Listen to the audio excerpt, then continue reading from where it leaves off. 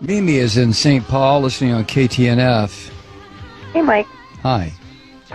Well, I'm confused. I want to talk about Israel. And so, can you even imagine any other country in the world allowing 530 rockets to fall before it took a step to defend itself? And then hearing the last segment, you guys were talking about not wanting to help fund the Iron Dome. The Iron Dome isn't just to protect Israelis. It's also so that they don't have to fire back and cause casualties in these areas of the Gaza Strip where the population is so densely populated. I just don't know. Tell me what you think would be an acceptable. When are the Israelis supposed to defend themselves? How can they do that? Well, wait a second, Mimi. Let me just turn it around and ask you something. You are a family. You have lived in St. Paul, Minnesota, for your family and your antecedents for probably, let's say, 100 years. And all of a sudden, I show up on your doorstep, literally on your doorstep. And I say to you, Mimi, get out of this house.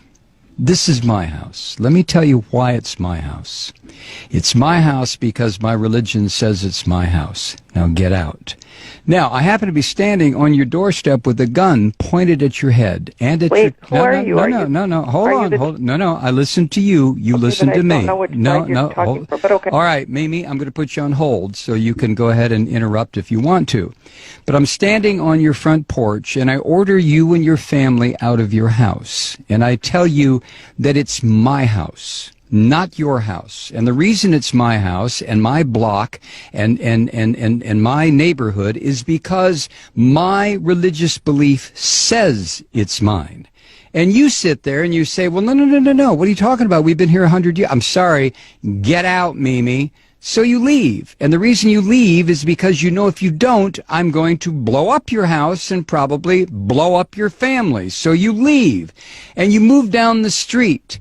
And for the next 60 years, you sit there and you get very, very angry because I came into your house and told you to get out. So what you do, Mimi, you decide, well, I know what I'll do. I'm going to start throwing rocks at what used to be my house, and it'll break the windows. That'll make that damn Malloy move. So you start throwing rocks. And then I come outside and I say, Mimi, were you throwing rocks? And you look at me rather sheepishly, and that's when I level an RPG at you and your family and your house, and I pull the trigger, and all of a sudden, whoosh, you're all gone. Now, which is the terrorist? You tell me. But tell me on another phone call, Mimi, because I'm not going to get involved in a big discussion about this. Thank you. Wow.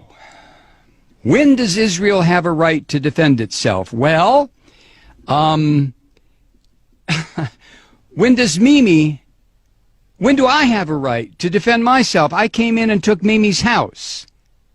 So if Mimi attacks me, who's going to say, well, Malloy, you have a right to defend yourself because Mimi's attacking you? And somebody else will say, yeah, but you took Mimi's house.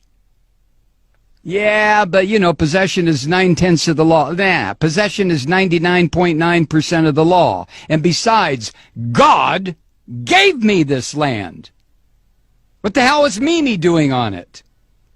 All I had to do was come here and remind her, Mimi, get out.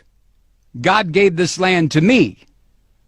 Now, if Mimi doesn't like that, she can go live in the little ghettoized area that I've set up for her near the Mississippi River in St. Paul, where there's bad electricity, bad water, the fish are no good to eat, and Mimi can stay there until hell freezes over. Or Mimi can throw rocks at my house, used to be her house, in which case I will level a couple of grenades at her.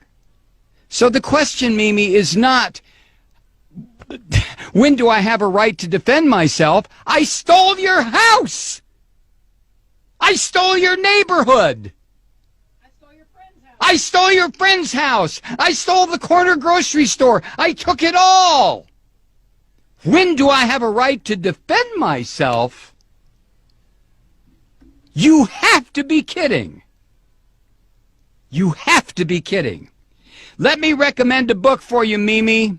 It was written by Rabbi Meir Kahana. The title is They Must Go. Read it and call me back. They must go.